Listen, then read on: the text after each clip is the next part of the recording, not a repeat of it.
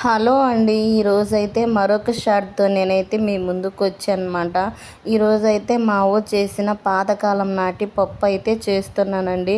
ఈ పప్పు అయితే చాలా కమ్మగుంటుందనమాట. అప్పట్లో ఏంటంటే కందిపప్పునైతే లైట్‌గా అయితే ఫ్రై చేసుకోవాలండి. ఫ్రై చేసుకుంటే చాలా బావుంటుందనమాట.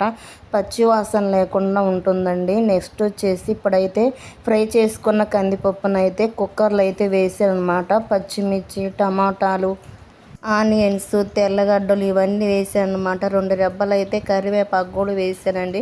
కొంచెం కారం, పసుపు, సాల్ట్ ఇవన్నీ వేసుకోవాలన్నమాట. కొంచెం ఆయిల్ కూడా వేసుకోవాలండి. చాలా బాగుంటుందండి. ఒకసారి ఇలా ట్రై చేయండి. ఇప్పుడైతే రైస్ కుక్కర్ అయితే మూత అయితే పెట్టేసుకుంటున్నాను అన్నమాట. సరిపడిన వాటర్ అయితే పోస్తున్నానండి. కొంటే మనం పప్పుచారు లాగా ఏం చేసుకోవచ్చు. ఎలా కావాలంటే అలా చేసుకోవచ్చు అండి. చాలా బాగుంటుందన్నమాట.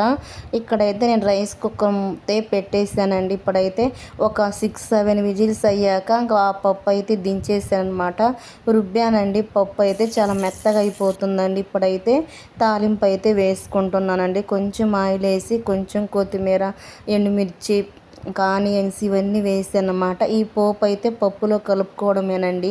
మా అవ్వ చేసిన పప్పు అయితే రెడీ అయిపోయిందనమాట. చాలా కమ్మగా ఉంటుందండి.